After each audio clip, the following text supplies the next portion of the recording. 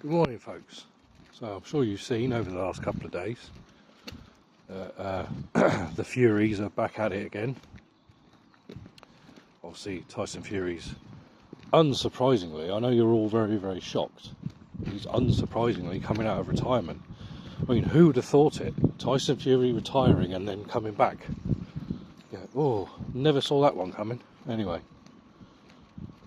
and the usual circus that follows, and in particular the behaviour of John Fury, Tyson Fury's dad. Now that fucking bloke, Tyson Fury talks a lot of shit and makes himself look like a dick most of the time, but he's nothing. He makes sense compared to his old man. His old man, John Fury. Oh, what the fuck? There's definitely more than a fucking one. There's more than one screw loose there. There's definitely something fucking not right with that fucking idiot. Definitely. You know, he was just fucking screaming like a lunatic at Carl Froch, because Carl Froch said he's a fucking coward and a bully and all this kind of shit.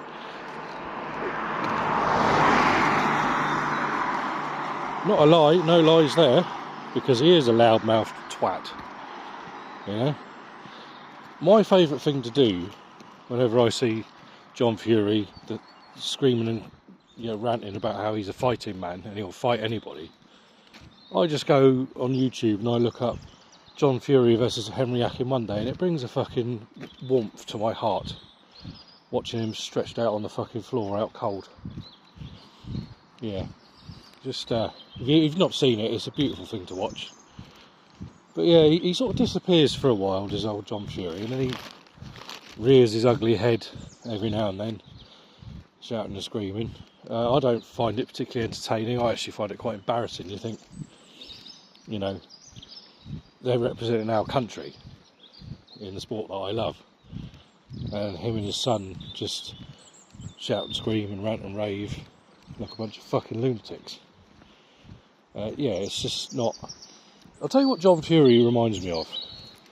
Everybody in your local pub, everybody in that local pub, there's that one guy who will come in on a Friday or Saturday night and he'll drink about 15 pints of Stella, and he'll start off quiet, and then the more he drinks the louder he gets, and then he wants to fight every fucker, and he starts throwing things around and taking his shirt off and acting like a twat, and then but doesn't do anything.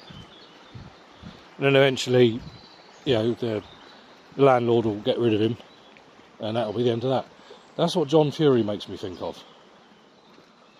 He makes me think of the local drunk in the pub who can't handle his drink and then goes into sort of psychosis meltdown, but doesn't fight anybody, doesn't touch anybody, he just shouts and screams like a fucking lunatic. Yeah, something not right there. It just shows what a fucking nutcase he comes across as when Tyson Fury seems normal compared to him. You know, Tyson Fury himself, he's been given a few interviews, and he still won't accept that Usyk beat him. We all saw it. It happened twice. And they Fury fanboys will criticise Deontay Wilder for being a sore loser, which he is, but then their own man that they back to the hilt can't accept 2 defeats to Usyk. And it's just the fucking irony. The fucking irony. So yeah, unfortunately, some of it's entertaining, some of it's quite funny, but after a while it gets old. You know, it's like a fish. You have your fish around too long, it starts to fucking stink. And that's what I find with the Furies, especially Tyson and his old man. You know, they come out of the woodwork every now and then. They're mildly entertaining, and oh yeah, okay, ha ha ha. And then after a while, it's the same old shit. Big shit house, you big dosser. I'm the ultimate male, rah rah rah. Yeah, shut the fuck up. Christ almighty. So yeah, there you go. What do you think? Do you find the Furies entertaining, or do they annoy you?